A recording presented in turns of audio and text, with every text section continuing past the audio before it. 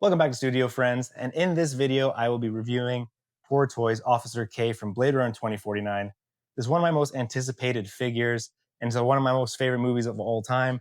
I've always been looking for a good third-party version of Ryan Gosling's character, and I'm hoping this is the one I've been waiting for. Let's find out and take a closer look. Here's all laid out on the kitchen counter with everything that it comes with. And you can see he has enough extra clothes, all the battle damage stuff, to make another figure if you were to get a second body. But considering for the price, you had a second body, you do have two figures. It's almost like a two pack. So realistically, if you got this for the initial 300 USD when it first got released, then I think it's really, really good value for the figure. And all in all, I think it is a very good figure. I think some things that he comes with and some of the details on things like his hands and his boots, like all the tailoring on his clothes are top notch. So let's go and start looking at some of the accessories. So with the hands, like it's really hard to tell how good the detailing is on this hand, like in comparison to some other, third Hot Toys or actually InArt's hands are incredible. But Hot Toys hands are kind of bad. Realistically, over time, it seems like they've been using the same ones, but these are insanely well sculpted. Like all the wrinkles in the palms and everything, and just having that neutral hand pose, which I feel like Hot Toys is not very good at doing. The neutral hand pose just doesn't look neutral; it looks like something else. But yeah, that is such a like the detail in these hands is insane. Like the fingernails are painted a little different, and just all the little textures and the veins and all the pores in the hands are just so well done. And then even the glove hands, also very good. Like you cannot, deny how good. Like the texture, the leather texture on these gloves is just so good. You can tell obviously because this is these are one-off hands. They're not mass-produced hands that he's using for other figures. So you can tell, it's just everything's done specifically for this figure, and you can just tell the attention to detail is wild with this figure.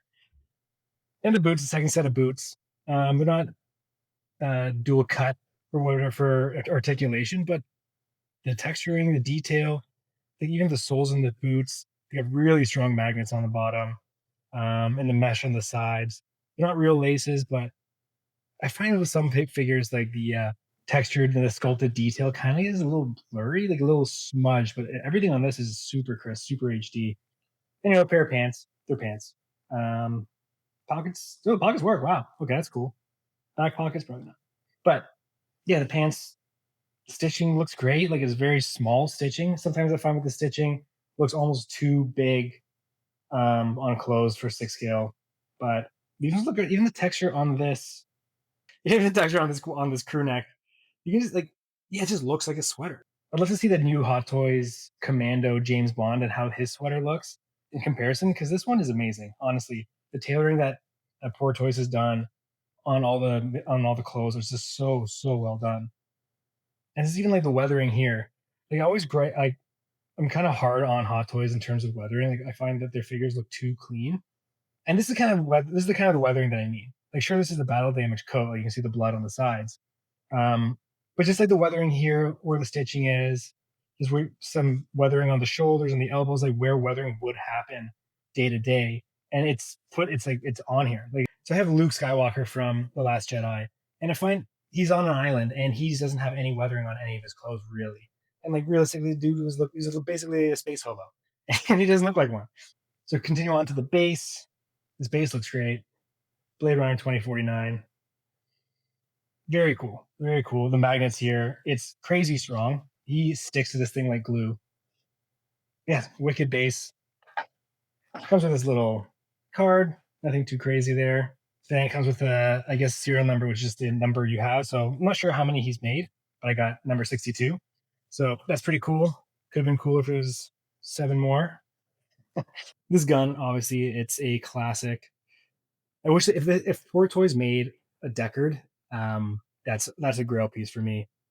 And you come with this gun, and it is, if I can just have this full scale, like 1-to-1 ratio scale, 1-to-1 scale, yeah, I'd get it. It's amazing. And then here's his pistol, not as cool as the OG, but for what it is, what it's trying to be, it's not obviously as iconic, but still very cool. Little badge, little ID badge with his wallet. I think Is that weird? Okay, I'll sniff this. Not real leather, but it opens up. Very cool.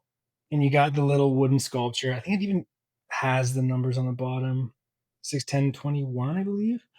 I don't know if you can see that, but it's got that, like, the attention to detail, like I said, is incredible with this figure. So then you got the battle damage head sculpt here.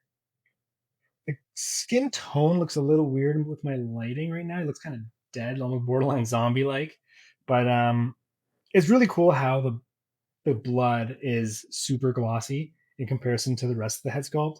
But overall, it's very well done. I definitely see the likeness.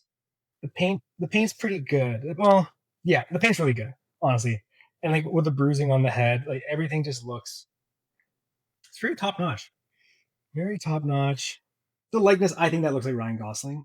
Um, is it a perfect match? Maybe not. But I think if it had the movable eyes, you could get a little side eye or some other expressions that would then push the head sculpt to another level, in my opinion. Get into the main figure here. He looks great. I think overall, I think the likeness to Ryan Gosling here is probably 8.5 out of 10. I think my only gripe with this head sculpt is I find that the paint's a little too glossy. Like, I know, the weather's not great in 2049, but he wasn't raining the entire time of the movie. I think for most of the movie, yeah, he just wasn't this wet looking all the time. I get it with the battle damage head sculpt, but with the neutral one, I just wish he was a little bit more matte. I don't know. That's just like a small gripe I have. But yeah, he's got the studio paint here on his head sculpt. It definitely looks better than the one release from 1/6 kit. And overall, the scale, he's a little shorter than the other figures, but I think he's about the same height as Aragorn is. And I was about to say, like, one of my favorite parts is the magnetic hands. It's just so easy to swap them in and out. And it's perfect. I knocked that one off earlier, but just getting them on and off like that is super, super handy for posing. And yeah, this figure just overall, there's definitely a higher attention to detail on this figure than I find with Hot Toys figures, because obviously those are mass produced general releases, and this is a small batch. But you can, like, I would pay the money to have this kind of attention to detail. Like, I'll pay a little extra. Like, if the Hot Toys Artisan versions weren't just rooted hair, but also better costume, better tailoring, then I would pay that extra money for rooted hair. To me, is not worth it. But if this figure just had rolling eyes, it'd be such a good figure. Right now, I think it's up there in my collection in terms of what I like them, but also it's brand new, so it's also one of my favorite movies of all time. But yeah, let's get this guy all posed up, and you can hear my final thoughts. Here we got him standing in the display. You know me, I'm a sucker for a good museum pose, one that shows some personality whilst keeping it simple. It's just easier on the figure's fabric, and then just a little simpler, cleaner display. After my initial unboxing, I did rewatch Blade Runner 2049, and I noticed that the coat is actually a forest green, which obviously this one is not. And that would have been just an easy thing to, change just for pure movie accuracy. But overall, the figure, it's just so close to being really good. It's so close to being really good. Instead, it's more of like a 7.5 out of 10. There's some really good things here that I think are better than Hot Toys and or in art. These hands are actually really, really good. Um, but here's one gripe.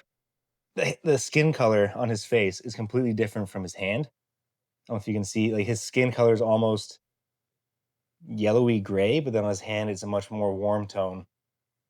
Which just, I don't understand why. Just match the hands to the face.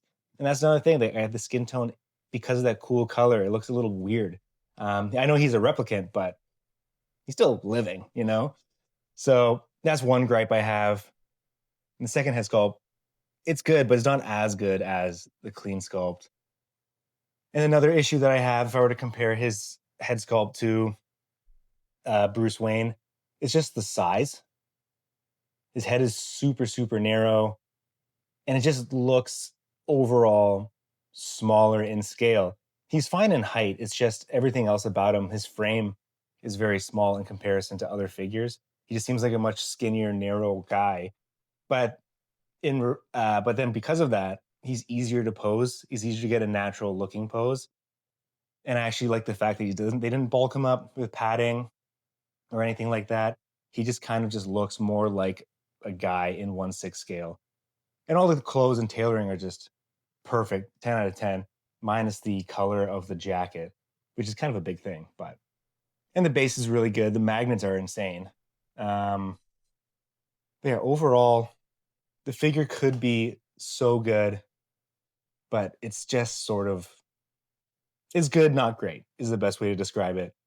And if he had the rolling eyes, like I said earlier in the video, that would really take this figure to the next level. Because it's kind of hard to have more dynamic poses when he's kind of got this dead stare and you can't have his eyes to the side or his head tilted down with his pupils looking up. You kind of almost have to have him just looking straight forward in a museum pose, which is fine by me since that's kind of how I have my figures. And here's just a quick side by side comparison. And actually, the height's not too bad. They're about roughly the same height, but Paul Atreides does look way more jacked than Ryan Gosling, which is definitely not the case in real life. But overall, they don't look too bad side by side, which is how I'm going to have them in the display, being both Denis Villeneuve movies, also being two of my top favorite sci-fi movies as well. It's a great figure. If you get a chance to get him and you're a big Blade Runner fan, I think this is the best Blade Runner figure you can get right now. I'm really hoping InArt or Hot Toys get an officially licensed version. Then I'd probably grab that and probably sell this guy. But in the meantime, this is the best one you can get on the market for sure. It's so close to being perfect, but it's not quite there. The figure is good. It's good, not great. I was really hoping it was going to be amazing. And there are some things about the figure that make it amazing. Like the tailoring is really good. The hands are really good. The accessories, the head sculpt is so close to being great. Movable eyes would have turned this thing around. It could have been excellent. I think it's just good. However, I'm still going to be watching up for toys and seeing what else they do in the future because I do think that for a first kind of mass produced 1/6 scale figure, they really more or less knocked it out the park. And it is the best Blade Runner figure right now. So hopefully he makes another one. Hopefully he makes Deckard or he makes Joy. That'd be awesome. But we'll see what happens. If you like this figure, if you're planning on maybe finding one in the aftermarket, let me know. If you like this kind of content, make sure you hit like and subscribe, and I'll see you guys in the next video.